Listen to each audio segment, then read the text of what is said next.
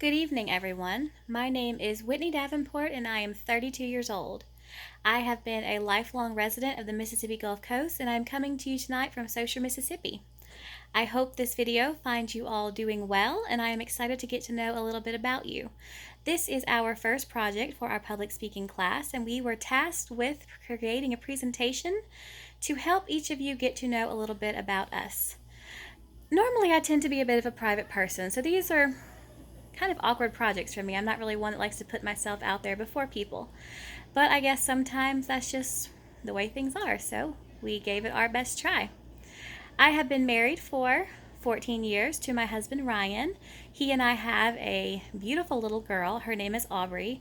We were blessed to have her through adoption. We tried for many years to have a child and were unsuccessful. After a loss, she was our perfect little miracle baby, so to speak. I guess you could say kind of a rainbow baby. She is absolutely our world. I am an aunt to some amazing, wonderful nieces and nephews. They are my world. It's never a dull moment with them around. They keep me laughing. They always do something. They always say something that just brings joy to my life. I have several interests that I enjoy. I am a writer, first and foremost. I am trying to publish a book. That is something that I'm hoping to see happen. If not this year, maybe in the next few years. I've been working on it pretty steadily, and I'm hoping to see that come to fruition within probably the next year and a half to 2 years. Hopefully, if everything goes according to plan. But things don't always go according to plan, so fingers crossed for that. But I'm hoping that I have success with that. I am working towards my degree in education with an emphasis on secondary education. I love people who have the courage to teach elementary school children. I unfortunately was not blessed with the patience, but I absolutely adore high school age kids.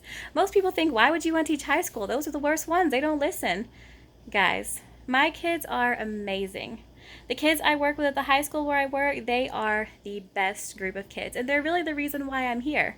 They inspire me every day. They help me to want to be the best version of me that I can be for them. I always tell them, you have to try your dreams. You have to pursue things. Don't be afraid of things. Even if you seem like you're failing, don't quit. You don't fail until you quit. That's actually one of our questions, my personal mantra. You don't fail until you quit. I've told my students this. It stays on the wall. And every time they get frustrated, I point to the wall and say, what do we say? We don't fail until we quit. And then I kind of had to look at myself in the mirror and realize I'm kind of a hypocrite, because there was a time in my life where I got scared and I quit. I felt like I couldn't do it. I felt overwhelmed. I was struggling with different things personally in my life, and I gave up on my education. And one day my students said, well, Miss D, how did it work for you? How did college go for you? And I had to sit there and say, about that. I wasn't really proud of how it made me feel. How can I tell them to work for their dreams, to fight for their dreams, to believe in themselves, when I didn't believe in myself? They are truly the reason that I am here, so that I can be a constant force for them in the class. They are wonderful. They deserve the best, so I'm trying to be the best. They're great. They're not what you would think they are. Most people will think that the high school kids are the bad eggs, but I'm telling you, they are some awesomely wonderful kids. Aside from writing and my degree in education that I'm pursuing with emphasis in secondary education, I am pursuing a specification in ESL studies. A lot of the students I work with are first-time English language learners, and it is so difficult for them to come to this country to try to learn a new language. They have to totally adapt their whole life to the way we do things, and that's very overwhelming for them. I see these kids and they get so bogged down, they're so overworked, they don't feel like they can make it. Sometimes having that teacher there to say, hey, you can do it, it really does make all the difference for these kids. And that is something that is very important to me that I want to see through. I want to be there for those kids as well. So that's why I am seeking an emphasis in that. I love language. I adore learning language and culture and embracing new walks of people. It's just something that has always been close to my heart. I've always enjoyed it. I've always been pretty good at it. So I figure, why not do what you love? They say you'll never work a day in your life. So that's what I'm attempting to do. In addition to reading and writing and language, and English is where I'm getting my degree in, I love art, I love music, I love all different types of things that have to do with that. Photography. I'm pretty easygoing, pretty laid back person all in all. I just love things that are free spirited and full of life and help me feel alive. I have some strengths and weaknesses. I guess everyone does. One of our questions was about our personal strengths and weaknesses. And to be honest, it's kind of a hard question. We always like to think about the good things about ourselves, but no one ever really wants to sit there and say, what's wrong? What could I improve upon to be better? People ask me about my strengths and my weaknesses all the time. Every time you go to a job interview or kids try to ask you things whenever they're going to have an interview, what would you say, Miss D, when they ask you something like that? You'll be honest. And honestly, one of my biggest strengths and my biggest weakness is honesty. Honesty is a strength. I believe you should do everything you do with intention, with integrity, with honesty. But honesty can also be a weakness because not everyone is going to want to hear what you have to say. Sometimes honesty hurts. Sometimes it can be brutal. Sometimes people want you to tell them what they want to hear, but it's hard. It's really not easy to take. So I consider complete honesty and the inability or the lack of desire to bend the truth to be both a strength and a weakness because it kind of is a double-edged sword. I'm a person with integrity. I'm driven. I'm passionate about what I do. I'm always up for a new challenge, a new adventure, but at the same time, ironically enough, I'm riddled with anxiety. I am as ADHD as they come, and I get overwhelmed. I get stressed. I get burdened. Sometimes I forget what I'm doing. Mathematics is a weakness for me, a complete weakness, honestly. I'm very much a realist. Sometimes people say, are you a glass half empty or a half full kind of person? I'm a realist. I'm going to tell you pretty much what's in the glass. Be happy you have a glass. That's kind of how I look at life. A lot of people, they want you to be more optimistic, or they say, oh, you're a pessimist. Not really. I just tend to err on the side of what tradition has told me is kind of going to happen. Aside from my book and my personal career goals, that's pretty much what I want to do in life. I want to be remembered as someone who was there for people. I want to write my book. I'd love to have it published. I'd love to be remembered as a famous author. I'd love to be remembered as a wonderful teacher. I'd love to be able to make a difference in children's lives, but I don't want to just be a good teacher. I want to be someone in the classroom that shines a light for my students. I see these kids come in, they come from bad homes, they've come from bad situations. You never know what a kid is walking in to the classroom having on their shoulders. And when you shine a light for that child, when you're that first person that says, hey, you matter, your future has so much potential, you have so much potential, just to see the light come alive in their eyes, that is why I want to be an educator.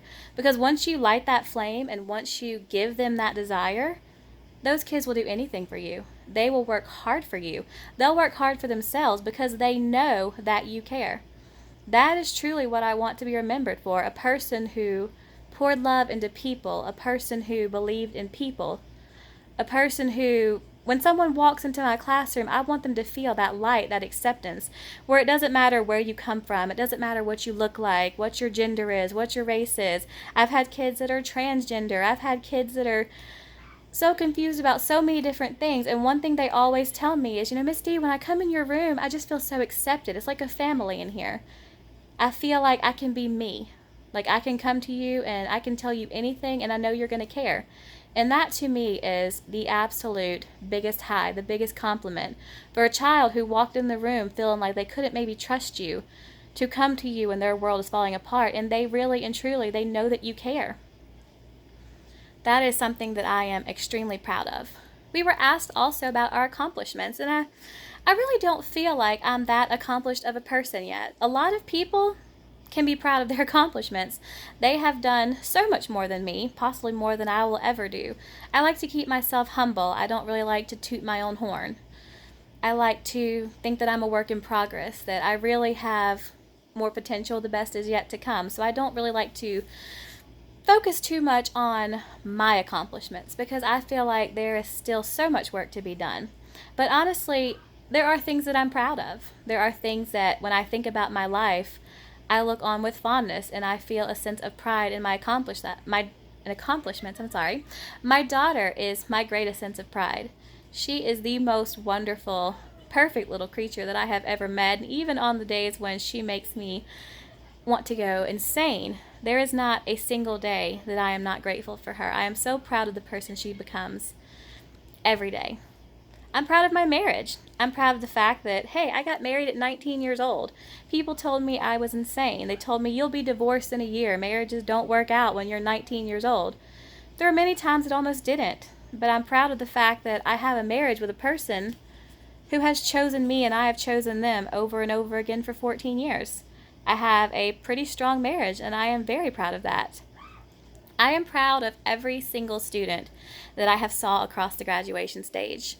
The job I do, I'm kind of like a learning coach. And these kids, they come to me, they can't pass a state test, or they don't feel like they can pass a class, and I help them and I work with them and I build them up and I encourage them and I keep on them. And to see them in that cap and gown on graduation day, to see the tears in their eyes when they literally attack me with a hug, like, thank you so much for believing in me. That I don't think I've ever felt more proud. It's nothing that I've accomplished. I'm just so proud that I was able to be a part of what they could accomplish. That means so much to me. It might sound crazy, but I'm proud of my own accomplishment in school recently. I earned a 4.0 for the first time ever. I am so proud of that. I know what my kids feel like now. When you work so hard, you felt like you couldn't, and you could. You did. It paid off. So that is something that I really do feel proud of. That is something that I probably will always feel proud of.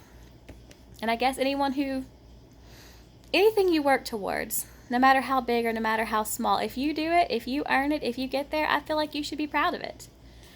One thing they asked is if we had a conversation, the last conversation we had, what would it be? To try to pick the last person that I would have a conversation with was kind of morbid. I thought, who would you talk to? There's so many people you would really want to talk to, you know? And I asked myself, who would I want to talk to? I'd want to talk to my daughter. I would want to have every conversation that I would miss for her. Every moment that I wouldn't be there, every moment of forever that I would miss. I'd want her to one day have that moment with her mother to look back on and say, hey, she might not be at my wedding, but she told me that she would be with me this day. She's here.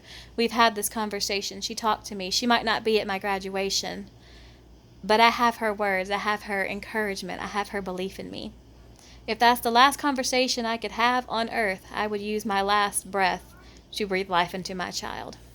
Absolutely, no doubt about it. I don't know how other people feel. Some people feel like maybe you would want to talk to your spouse, maybe you'd want to talk to this person, to that person, but I couldn't imagine anyone who would probably need me more than that little girl. People ask me all the time, would I change anything in my life? Would I do things different? My students ask me this all the time. You know, Miss D, if you could do things differently, would you? And there was a time I would have said, heck yeah. There is so much I wish I could change, so much that I wish I could go back and undo. I used to be so angry with myself because I left school, because of choices I made, because I felt like maybe I didn't do it right. Maybe I did get married too young. Maybe I made life harder on myself.